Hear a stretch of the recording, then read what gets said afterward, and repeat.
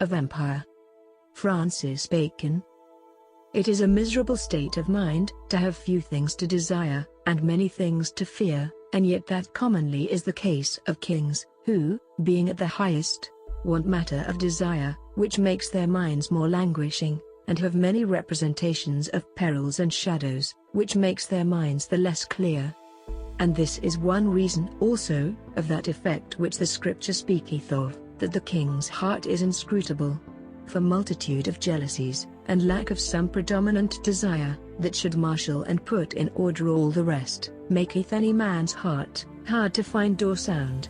Hence it comes likewise, that princes many times make themselves desires, and set their hearts upon toys, sometimes upon a building, sometimes upon erecting of an order, sometimes upon the advancing of a person, sometimes upon obtaining excellency in some art, or feat of the hand, as Nero for playing on the harp, Domitian for certainty of the hand with the arrow, Commodus for playing at fence, Caracalla for driving chariots, and the like. This seemeth incredible, unto those that know not the principle, that the mind of man is more cheered and refreshed by profiting in small things, than by standing at a stay in great. We see also that kings that have been fortunate conquerors, in their first years, it being not possible for them to go forward infinitely, but that they must have some check, or arrest in their fortunes, turn in their latter years to be superstitious, and melancholy, as did Alexander the Great, Diocletian, and in our memory, Charles V, and others. For he that is used to go forward, and findeth a stop, falleth out of his own favor, and is not the thing he was. To speak now of the true temper of empire, it is a thing rare and hard to keep, for both temper and distemper consist of contraries. But it is one thing to mingle contraries, another to interchange them. The answer of Apollonius to Vespasian is full of excellent instruction. Vespasian asked him, what was Nero's overthrow?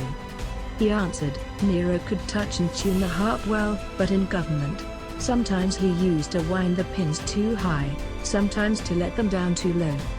And certain it is, that nothing destroyeth authority so much, as the unequal and untimely interchange of power pressed too far, and relaxed too much.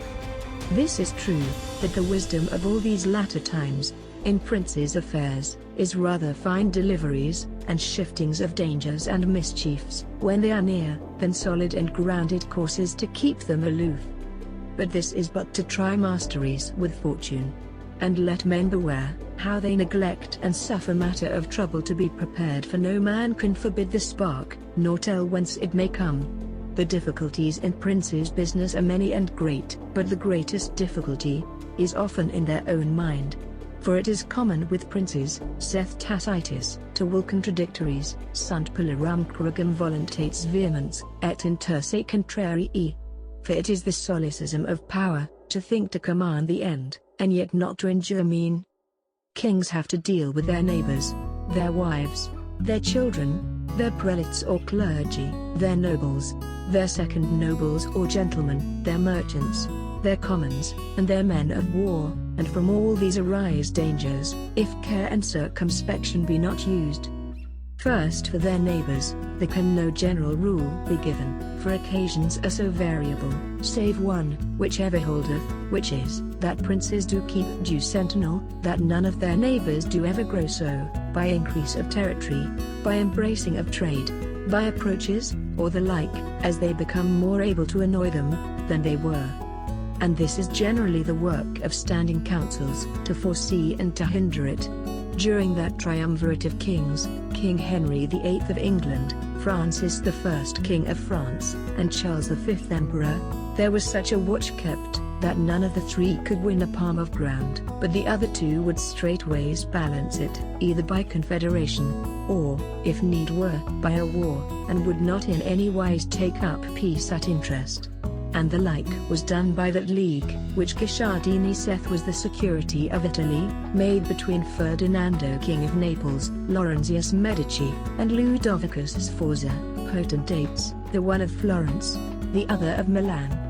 Neither is the opinion of some of the schoolmen to be received, that a war cannot justly be made, but upon a precedent injury, or provocation. for there is no question, but a just fear of an imminent danger, though there be no blow given, is a lawful cause of a war. For their wives, there are cruel examples of them. Livia is infamed, for the poisoning of her husband. Roxolana, Soliman's wife, was the destruction of that renowned prince, Sultan Mustafa, and otherwise troubled his house and succession. Edward II of England, his queen, had the principal hand in the deposing and murder of her husband. This kind of danger is then to be feared chiefly when the wives have plots for the raising of their own children, or else that they be advoutresses for their children. The tragedies likewise of dangers from them have been many, and generally the entering of fathers into suspicion of their children hath been ever unfortunate. The destruction of Mustafa, that we named before, was so fatal to Soliman's line, as the succession of the Turks, from Soliman until this day, is suspected to be untrue, and of strange blood, for that Selimus II was thought to be supposititious. The destruction of Crispus, a young prince of rare ordness, by Constantinus the Great, his father, was in like manner fatal to his house, for both Constantinus and Constans, his sons, died violent deaths, and Constantius, his other son, did little better, who died indeed of sickness, but after that Julianus had taken arms against him. The destruction of Demetrius, son to Philip II of Macedon, turned upon the father, who died of repentance. And many like examples there are, but few or none, where the fathers had good by such distrust, except it were, where the sons were up in open arms against them, as was Selimus I against Bajazet, and the 3 sons of Henry II, King of England. For their prelates, when they are proud and great, there is also danger from them, as it was in the times of Anselmus, and Thomas Becket, archbishops of Canterbury, who, with their crow's ears, did almost try it with the king's sword, and yet they had to deal with stout and haughty kings, William Rufus, Henry I, and Henry II. The danger is not from that state, but where it hath a dependence of foreign authority, or where the churchmen come in and are elected, not by the collation of the king, or particular patrons, but by the people. For their nobles, to keep them at a distance, it is not amiss, but to depress them, may make a king more absolute, but less safe, and less able to perform anything that he desires. I have noted it, in my history of King Henry VII of England, who depressed his nobility, whereupon it came to pass, that his times were full of difficulties and troubles. For the nobility, though they continued loyal unto him, yet did they not cooperate with him in his business. So that in effect, he was fain to do all things himself. For their second nobles, there is not much danger from them, being a body dispersed. They may sometimes discourse high, but that doth little hurt. Besides, they are a counterpoise to the higher nobility, that they grow not too potent, and, lastly, being the most immediate in authority, with the common people, they do best temper popular commotions. For their merchants, they are vain of quarter, and if they flourish not, a kingdom may have good limbs, but will have empty veins, and nourish little. Taxes and imposts upon them do seldom good to the king's revenue, for that wins in the 100, he leaseth in the shire, the particular rates being increased, but the total bulk of trading rather decreased.